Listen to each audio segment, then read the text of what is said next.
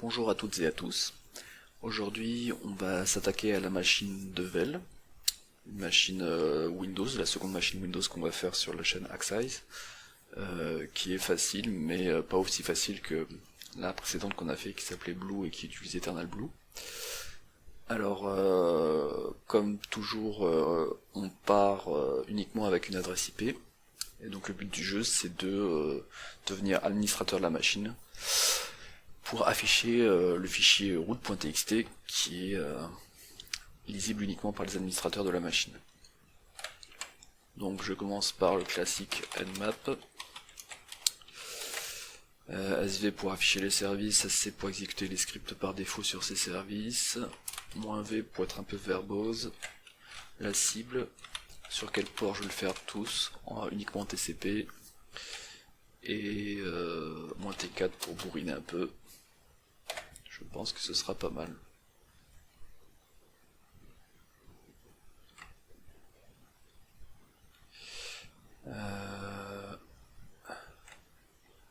On voit qu'il trouve le port 21 et 80. Je le laisse continuer son scan.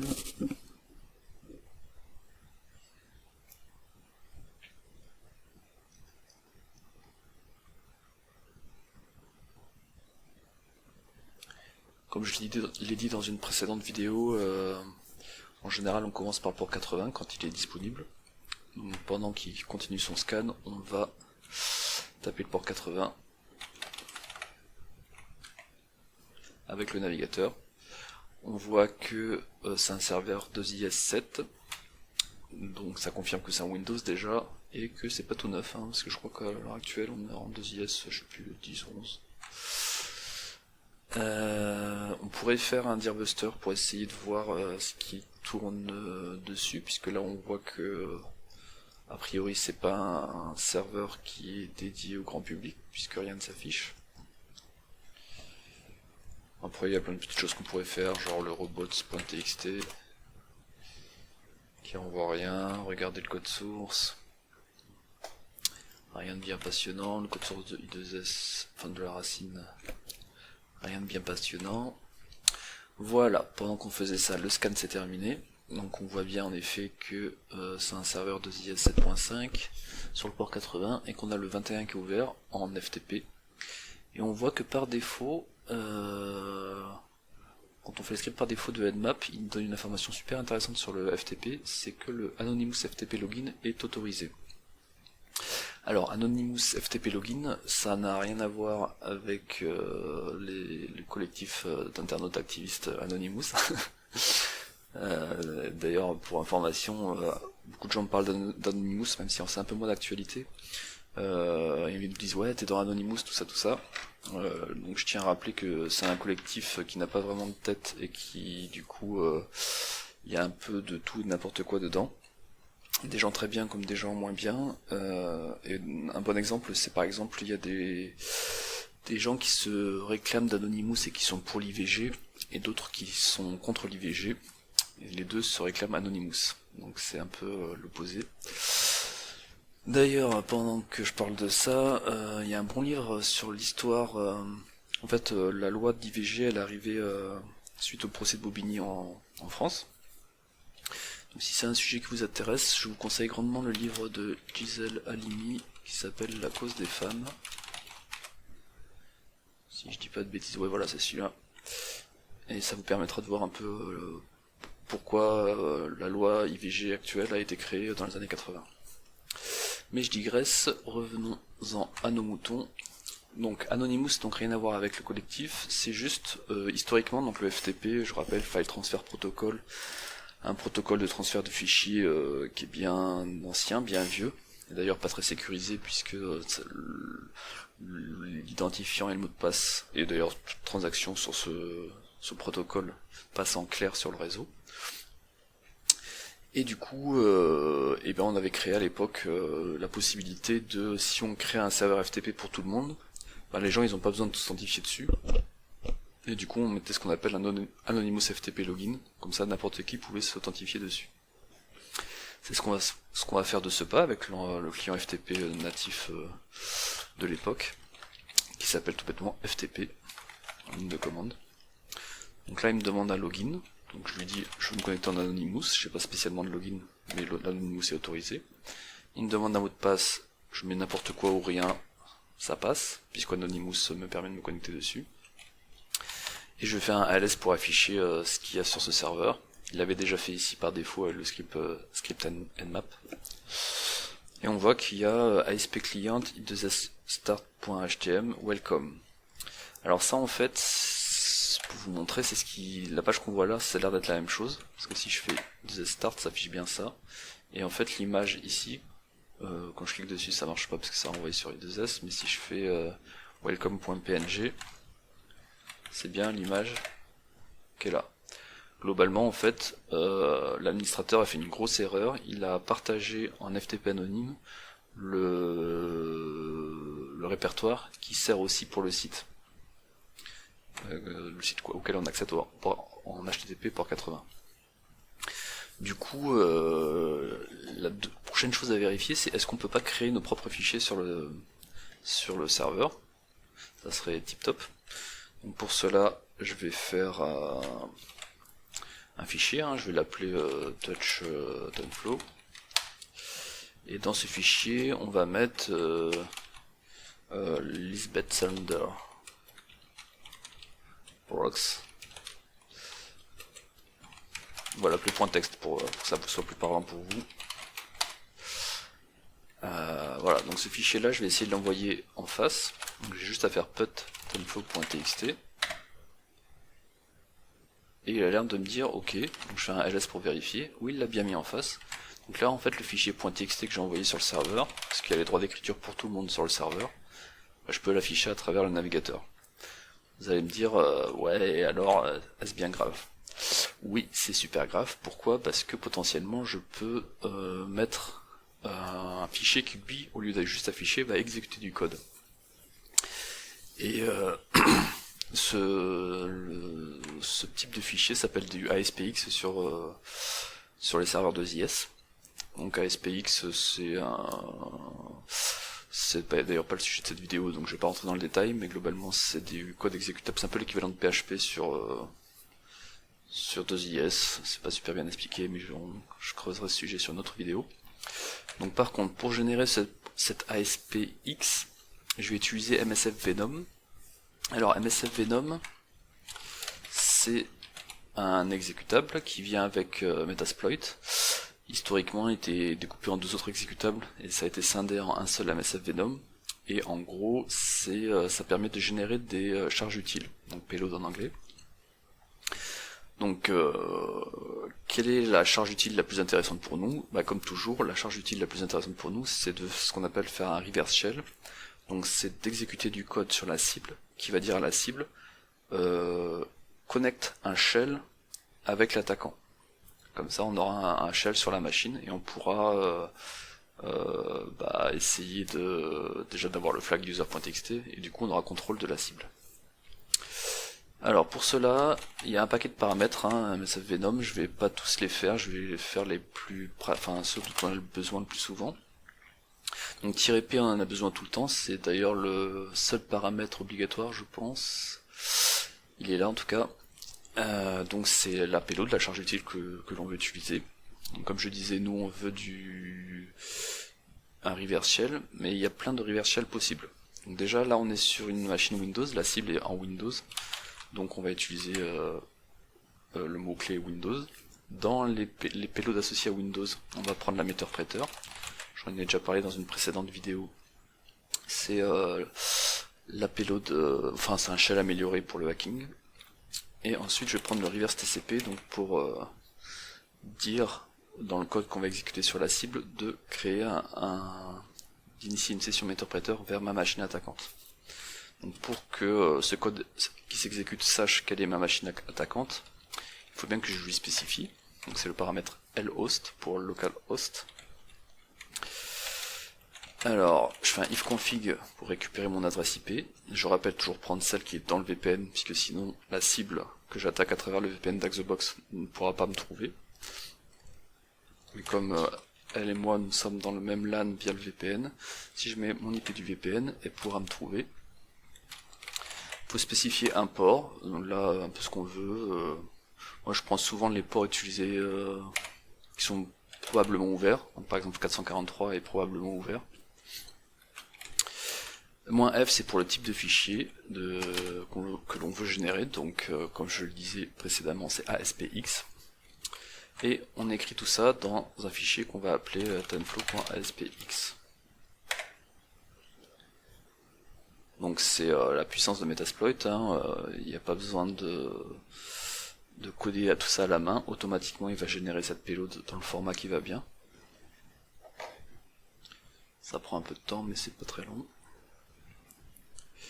Voilà, donc là il spécifie dans les warnings qu'on n'a pas spécifié de plateforme, donc par défaut il prend celle qui est associée à Windows, ça nous va bien. Au niveau de l'architecture, par défaut il prend x86, donc en 32 bits. Là comme on sait pas si... Est-ce qu'on le sait ou on ne sait pas? Si c'est du 32 ou 64 bits, bah, de toute façon le 32 bits pourra s'exécuter sur les deux, donc ça va bien.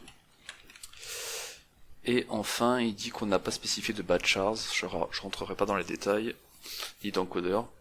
Donc il prend le truc par défaut, mais ça ira bien pour cette machine. Donc ça nous a pondu un fichier ASPX.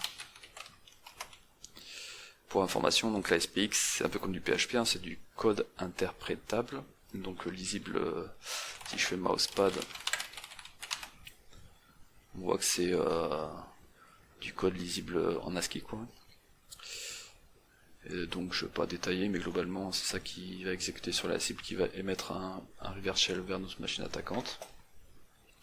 Donc maintenant la seule chose qui me reste à faire c'est de mettre quelque chose en écoute, puisque si je mets rien en écoute, même si j'exécute le code sur la machine cible et qu'elle essaie de se connecter à moi, vu que j'ai rien en écoute, elle va essayer sans succès de se connecter à moi. Donc je lance la console Metasploit, voir les vidéos précédentes où je parle de cette console. Je choisis le multi-handler, qui est le module qui est là pour mettre des choses en écoute. Je lui spécifie, parce qu'en fait on va faire du two-staging, donc il faut qu'on ait la bonne payload en face pour que quand il reçoit la connexion, il envoie les bonnes choses afin d'initier la session Meterpreter. Donc je lui dis que on veut un Windows Meterpreter, en gros je reprends la valeur qui est ici, tac, pour qu'on soit d'accord entre le flux qui arrivera et que les deux parties, que ce soit la machine cible ou moi, on soit d'accord sur le Meterpreter à utiliser. Le set lhost, pareil, c'est ce que j'ai mis ici, c'est le même paramètre. Alors pour aller plus vite, je peux mettre tune 0, où du coup il va, si je fais option, il va bien prendre l'adresse IP, enfin il affiche tune 0 mais il supporte, et il va bien me prendre l'IP 10.10.14.26. 10.10.14.26, c'est bien ce qu'on a mis là, parfait. Qu'est-ce qui nous manque? Le L-port, comme on l'a dit tout à l'heure, j'ai mis 443. Après il y a des paramètres un peu plus pointus, du style si on fait show advanced, voilà, donc ça c'est des paramètres, vous aurez moins souvent besoin d'y rentrer dedans, mais il y a des possibilités de faire des choses assez avancées. Par exemple, on peut mettre le exit on session à false, donc à faux. Donc ça fait quoi? Return from the exploit after a session has been created. Donc ça va plus être comment gérer quand on quitte la session.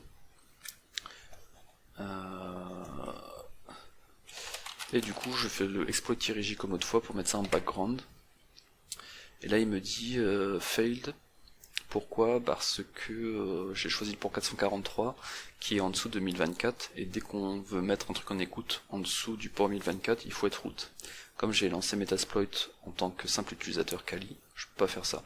Donc j'ai deux solutions, soit je lance Metasploit en tant que root, soit je choisis un autre port.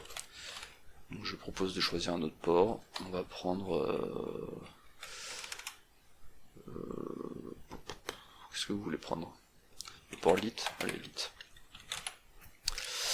Et du coup par contre il faut que je régénère ce que j'ai fait tout à l'heure. Donc si je fais,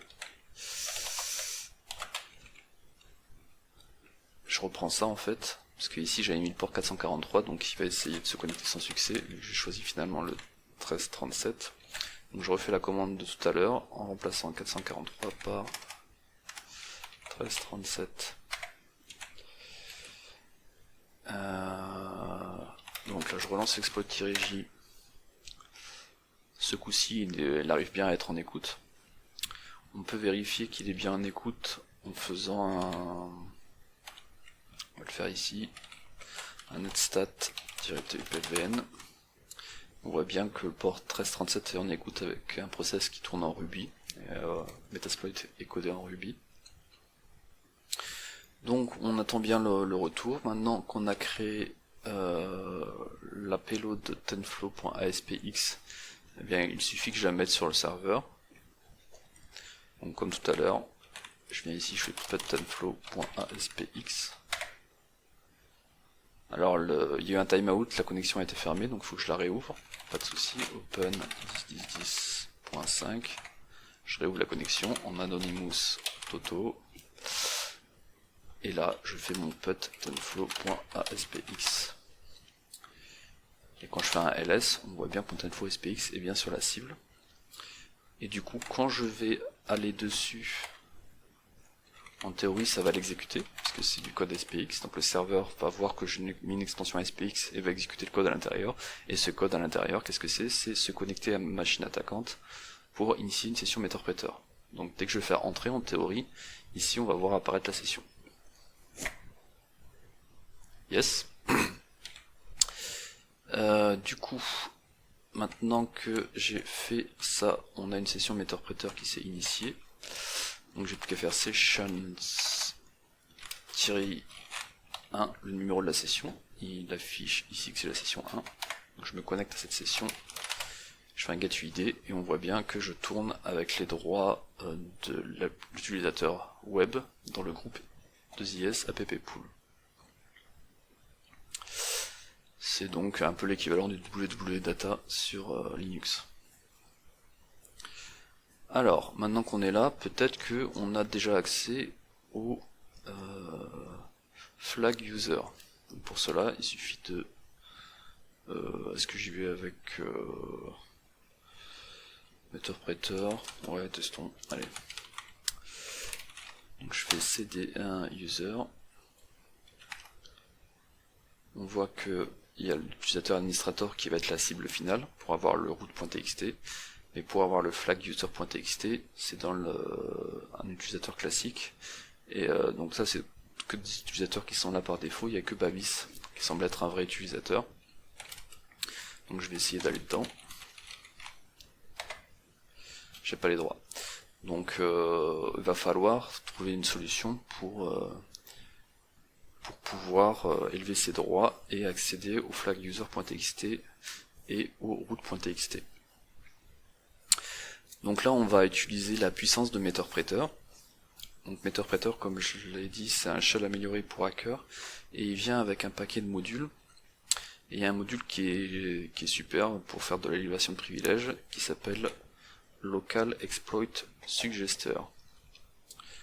Donc pour le lancer, alors je fais un search, non c'est sur Metasploit, un petit type, ça fait longtemps que j'ai pas fait, je peux le lancer direct, ou il faut que je choisisse la session. Ouais non, il n'est pas directement intégré, il va falloir choisir la session je pense. Ok, donc je fais un CTRL Z pour mettre la session en background. Je reviens sur le menu de Metasploit et dans ce menu je fais Search Local Exploit Suggester pour dire que je vais utiliser ce module là. Donc, comme je l'avais dit dans une précédente vidéo, il y a des modules qui sont là pour la post-exploitation, qui sont à utiliser quand on a déjà réussi à avoir un shell sur la cible, ce qui est notre cas. Donc je fais use ce module et je regarde les options, et dans les options c'est assez simple, il y a uniquement à mettre la session sur laquelle on veut appliquer le module. Donc, pour info quand même, je vous montre un peu ce qu'il raconte. C'est pas description, ah non c'est info, show info. Donc c'est un module qui va essayer des possibilités d'élévation de privilèges sur Windows basique. C'est principalement des élévations qui sont liées au fait que la machine Windows n'est pas à jour en termes de patch.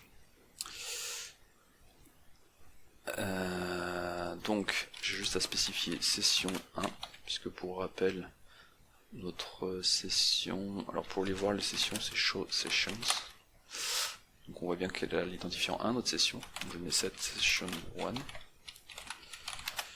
et c'est déjà la seule chose à spécifier, donc là j'ai plus qu'à faire run, et donc il va, à travers cette session déjà ouverte, essayer d'identifier des patchs qui n'ont pas été mis en place, et qui permettent d'élever nos privilèges sur la cible.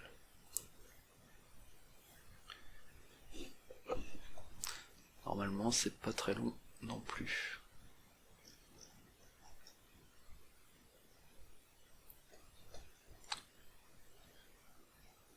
Au cas où il met du temps, je fais une petite pause. Ah mais c'est bon, j'ai même pas le temps de lancer la pause. Alors on voit qu'il en trouve un paquet. Donc c'est une machine qui n'a pas été mise à jour depuis longtemps.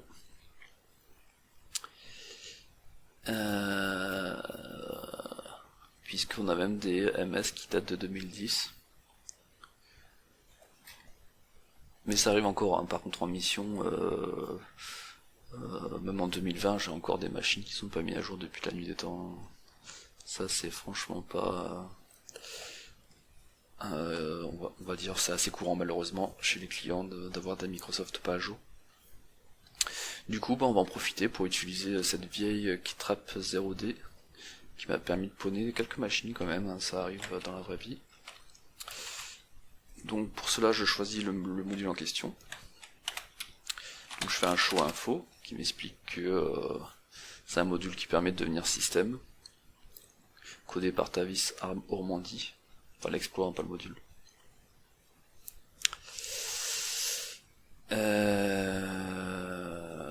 Alors qu'est-ce qu'il faut spécifier? Bah la session évidemment, cette session 1. Je pense que c'est à peu près tout. HD Moore là, on voit... Tavis Ormandy il est très connu aussi, mais HD Moore il est peut-être encore plus connu probablement d'ailleurs parce que c'est lui qui a créé Metasploit, qui à la base était qui est toujours open source, hein, mais à la base ça appartenait pas à Rapid7. Rapid7 a acheté ça il y a quelques années maintenant, le temps passe. Mais ils ont négocié avec HD Moore pour que ça reste open source et HD Moore reste, on va dire, le boss de Metasploit, pour que ça continue d'aller vers la direction qu'il souhaite. Alors, maintenant que j'ai spécifié la session, pareil, il reste plus qu'à faire run. Donc là, il se connecte à travers la session 1, il exploite la vulnérabilité en question, qui trappe 0D, qui lui permet d'injecter de la DLL, et au final, il nous a pas créé une nouvelle session. Pourquoi? Parce que j'ai oublié une chose très importante à faire à chaque fois, c'est de mettre une bonne payload. Du coup par défaut il a mis cette payload là, qui correspond à pas notre IP, donc il allait taper une IP je sais pas où, qui a pas l'air d'exister heureusement, et du coup la session n'a pas été montée. Donc faut que je remette faut que je change la configuration du localhost par ma machine à moi, c'est une 0. Port 4444 ça me va, et je refais un run.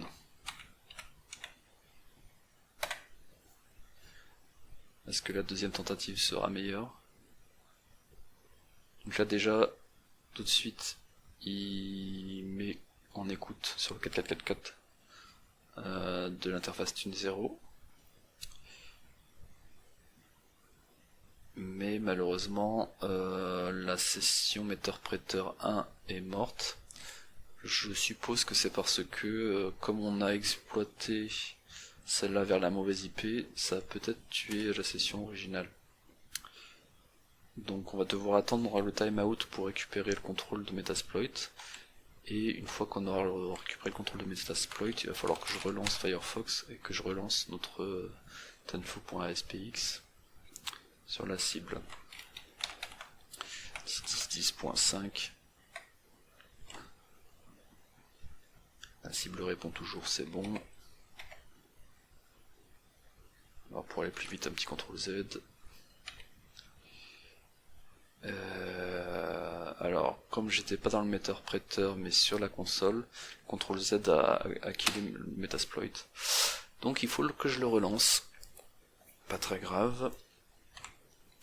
Une fois que je l'aurai relancé, je vais pouvoir remettre en écoute et exécuter derrière.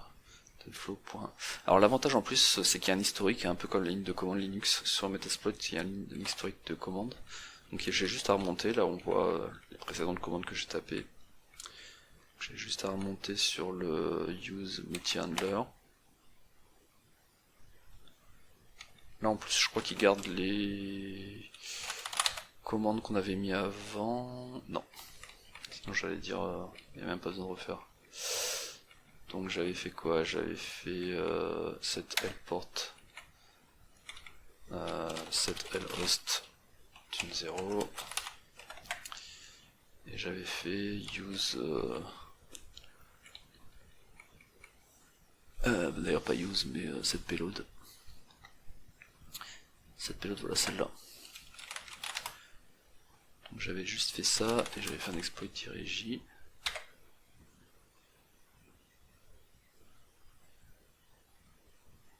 Alors, il me dit qu'il peut pas puisque c'est déjà utilisé. Donc ça, c'est parce que comme j'ai fait un CTRL Z qui a quitté mes MSF console et que j'ai fait assez salement, si je viens ici, on voit que c'est toujours utilisé.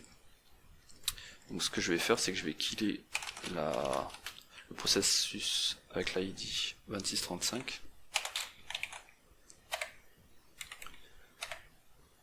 Alors il n'arrive pas à le tuer, donc je vais être un peu plus violent, je vais faire un kill-9 du processus 2635. Voilà, donc là ça a tué le processus et ça libère le port 1337. Et donc ce coup-ci, si je refais un exploit-j, ça devrait passer. Voilà. Donc j'exécute, je refais ce qu'on a fait tout à l'heure, tenflow.sbx, pour récupérer la session 1. Ensuite, je refais use exploit keeptrap, je refais set payload windows machin, reverse machin, set lhost tune 0, set session 1, et là ce coup-ci, on doit être pas mal. Je pense. Je vais le faire en background pour pas perdre.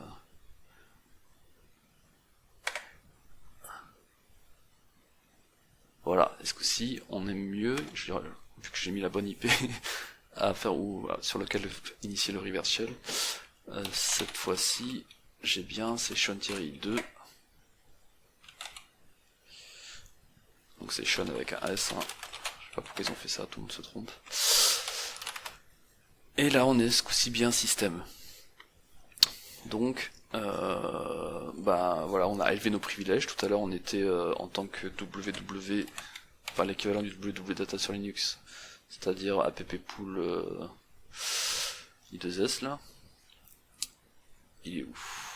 Il est là, 2is apppool. De cet utilisateur là, grâce à l'exploit qui permet d'élever ses privilèges KitTrap 0, eh bien je suis devenu système. Du coup, je me monte un shell pour avoir un shell Windows. Je montre que je suis bien système. Et donc, il suffit ensuite d'aller dans Users, Babis, dans son desktop. Et il y a bien le user.txt. Okay, d'ailleurs, il y a .txt.txt. Et pour prouver que je peux bien le lire, sans vous afficher le flag, un petit find txt.txt, et il arrive bien à lire dedans. Ensuite, donc ça c'est le flag user, et le flag root, il est dans administrator, pareil desktop, il est là, même chose.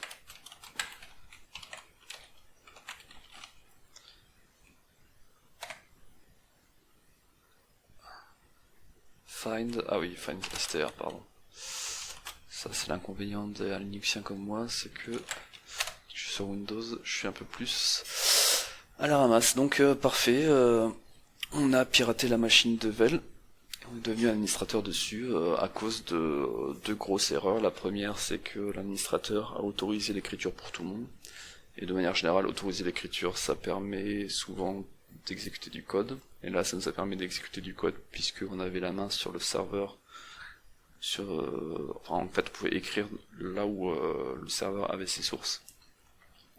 Et ensuite, comme la machine n'était pas à jour au niveau patching Windows, on a pu utiliser un vieil exploit de 2010 pour élever ses droits et devenir administrateur de la machine. Ce sera tout pour cette vidéo Windows. La semaine prochaine, je crois qu'on va revenir sur du Linux. Et je vous souhaite une bonne semaine, en espérant que ça vous aura fait un pas de plus vers le niveau en hacking de Elizabeth Salander. See you!